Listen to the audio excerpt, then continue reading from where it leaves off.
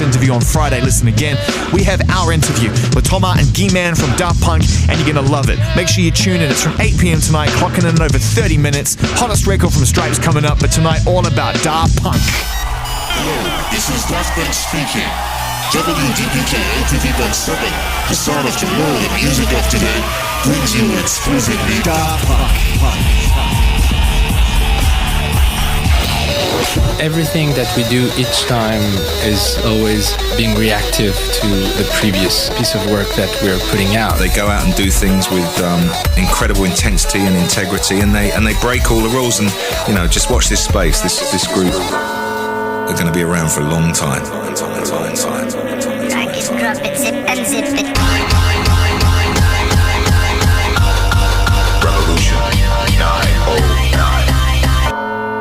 Our first album, Homework, was more set into a post-teenager kind of, a trendy scene. I don't know. It's hard to explain, but with underground labels and the techno scene and the rave scene and something where it's this kind of teenage hip thing that you're trying to chase. Whereas Discovery was definitely a way to go back to childhood memories and to this very innocent times, but almost it's true in a provocative way. The record came out in 2001 with the starting of the animated music videos and Interstellar came like 2 years later. But also we thought it was an interesting way for people to have a second understanding, of the music that they would listen first. So everything, it was a lot of ideas around the music and saying, okay, we're gonna do this album and it's gonna tell a story, and how can we tell the story at the same time? So we chose animation over live action and find a way we would just have these kind of animated vignettes or music videos in a chapter for all the tracks of the record, and then we would transform ourselves physically into robots. And I think it was a very optimistic and very exciting time for us. Yeah, hey, it's time now for our much anticipated Daft Punk interview, and we tried on several occasions to catch up with Thomas and Guy-Man, once in Palm Springs and then once false start on an ISDN line, and we eventually made it happen. Enjoy the interview with Daft Punk. Hello, this is Daft Punk speaking. WDPK 80.7, the sound of tomorrow, the music of today, brings you exclusively Daft Punk. Everything that we do each time is always being reactive to the previous piece of work that we're putting out. They go out and do things with incredible intensity and integrity, and they break all the rules. And just watch this space. This group are going to be around for a long time. Drag it, drop it, zip and zip it. Revolution 909. Hello, fellas. Can you hear me? Test 1. Yes, we can hear you. Hey. Can you hear us? Yes, I can. Hi, it's Zane. How are you guys? We're good. Can you hear Guy-Man as well? Do you hear me? I can hear you, Guy-Man, yeah. Okay, cool. And you can hear me loud and clear? Yes. Are we recording, James? Gentlemen, at last, finally, I think we might get a little bit of time to talk about music. How are you? We're very good. Thank you. Well, thank you for taking the time to talk to us. And in a way, I'm kind of glad that we've had a couple of false starts, because the previous interviews that we had established were before Get Lucky had officially been released, and music could be heard by your fans and by people. And now we get a chance to talk to you after that fact and get a genuine reflection and reaction on how you feel, because you couldn't have asked for a better reaction to the record, I guess. It's pretty surreal. Obviously, we recorded this record over the last 5 years, this album, and we're pretty disconnected from the rest of the world. We kind of created this kind of timeless bubble where we invite all these collaborators and artists to work with us, but it really somehow felt very it was like a very magical and innocent and optimistic and enthusiastic environment that was really remotely, disconnected from the more pessimistic world we live in. Which you've been fast forwarded to the cynical, harsh reality. Well, it's not as bad as it seemed, but it was funny somehow. This the track Get Lucky finally being released was as if we finally kind of popped the bubble, and see and look at that, how this entire thing would play out. And obviously we're extremely pleased and very surprised and pleasantly surprised with how people seem to embrace the music, So it's very pleasing and totally unexpected for us. We haven't been really in the spotlight for a lot of years, and it's not something we would expect would ultimately happen in that capacity. So it's lovely. It's cool. Guys, how do you create a bubble like that? I mean, you're in a situation where you can create a studio environment and be very particular about who you invite to collaborate with and keep it very secretive, and people do this kind of stuff all the time. But to be completely detached in order to make this kind of timeless music, that is a real challenge, because we're living in probably the most informed and distracting sort of environment we've ever been in. The way you said it before is right. You seem to have just kind of been able to exist in a world where none of that seems to make any sense or matter. We work at a very peculiar rhythm. The last album was released before streaming services were in place. Our second to last album was released before Facebook existed, and so on and so forth. So it really feels like we've been making music for 20 years, but really at our own pace. We haven't released a lot of music, but somehow people have tended to pay attention at each time. And we do things pretty much the other direction that usually the world works. It's everything is clockwise and we do things counterclockwise. We live in a world where somehow one of the values is everyone wants to be famous, and we want to be anonymous, so it's as if you're like driving on a highway but in reverse direction.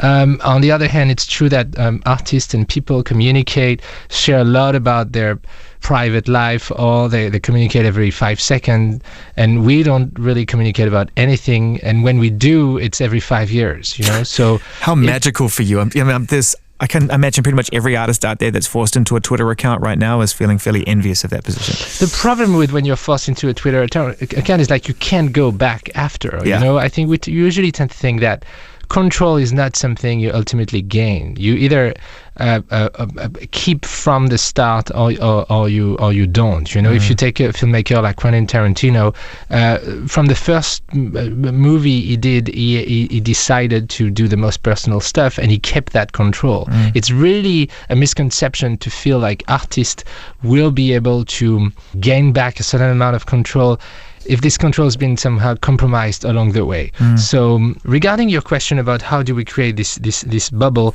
because of the anonymity and the way we usually function, it's actually easier to do just because we're not really operating in the spotlight in the first place. The other thing too is that the concept around this record was really to see if there was still this opportunity to look at all these classic recordings that had been made over the last 50 years, and also look at how music was made today. And music is made today primarily with computers and laptops, and see if it was still possible to make music with people, and to make pop music and dance music with people. To the first step of that concept, of that experiment, was saying, okay, can we replace the drum machine with a live drummer? We had this joke, because each time we would try both, because obviously we like the idea of doing methodical things, and we don't think that ultimately things from the past are ultimately better than things from the present, but it was the constant outcome always it would be almost as good, so meaning like the new things would be, it's almost as good as the old one.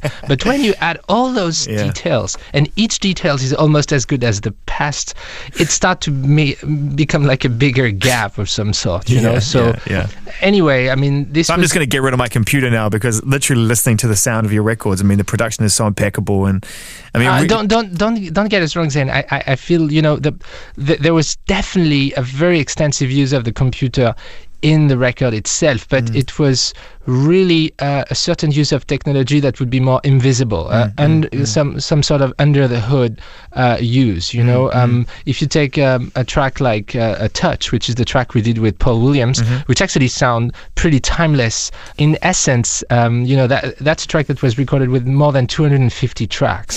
So when you have 250 tracks, unless there was a possible way, 20 years ago or 30 years ago, to sync up 10 24 tracks analog tape machines, which was not really possible at that time, it was interesting to be able to use technology and really feel like those songs and those tracks could not have been made 20 years or 30 years ago, but where, in the same way that maybe Peter Jackson you might use technology in an invisible way in Lord of the Rings, or if in Game of Thrones, where you have like dragons flying and you're not supposed to see that it's computers. We really felt, okay, we're going to use technology, but we're actually going to hide it, because what we're trying to put up is somehow more some sort of a fantasy, and technology is outdated so fast today, has such a small shelf life, that we started really to realize that if we keep on creating work of art where technology in the forefront,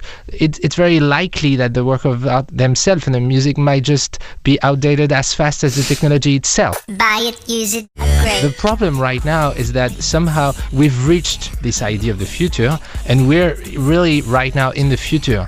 Technology is still growing at an incredibly fast exponential rate, but somehow I think as musicians we somehow started to stop and think and say, okay, wait a minute, we've been trying to always look for what the sound of the future will be. Right now the present is pretty much the future, and there's no really distinction between the present and the future, and what might have been lost right now, what are we maybe starting to lose in this utopian quest. And it seemed to be okay, making music, we tried to demonstrate that you could make music in a bedroom 20 years ago with Homework or Discovery, and that was something completely new at the time. That was something we were somehow fighting for the electronic music to be accepted. Now that it's been accepted, now that it's totally possible to do it in a bedroom, not only it's possible, but it almost became this kind of mandatory thing of almost doing it on a laptop. We said, okay, maybe there's other things now that are maybe worth fighting for, and what might be worth fighting for is not just the ideas of the future, but some ideas from the past that might start to disappear right now, which is a certain idea of craftsmanship, or an idea of how can you create something magical, and it's true that this human adventure, which is putting craftsmanship and live performances and try to create something different and not formatted, that you can't just do on a laptop, seems to be an interesting challenge. And that's why we thought it was just worth trying, because actually it's quite difficult. The interesting thing with music is, whether you want it or not, it's still 10 times, 100 times less expensive than movies and visuals. And it really felt like, okay, the other thing too is that just because music can be made for literally no money on a laptop today, does it mean that there are still not other ways to look at sometimes projects that can be a little bit more ambitious? And so it's true that in the end, the fun thing about this record is that it definitely had the enthusiasm and the optimism predating the collapse of the record industry, let's say. But this enthusiasm and this optimism that was mutually shared by everybody involved in this record really is about the music. And if you speak about people that really are in it about the music, it's totally disconnected from the financial and the economical aspect of it. And I mean, that's one of the good things about the collapse of the recording industry today, is that anybody who was in it for the money is long gone, And I remember 15 years ago, when it was a very flourishing market, you'd have there was some kind of, the whole situation was more parasited by people that just felt like it was a great way to So it's much more pure today, and somehow this enthusiasm seems to be if it's kind of contagious, infectious in some sense, in the way of people feeling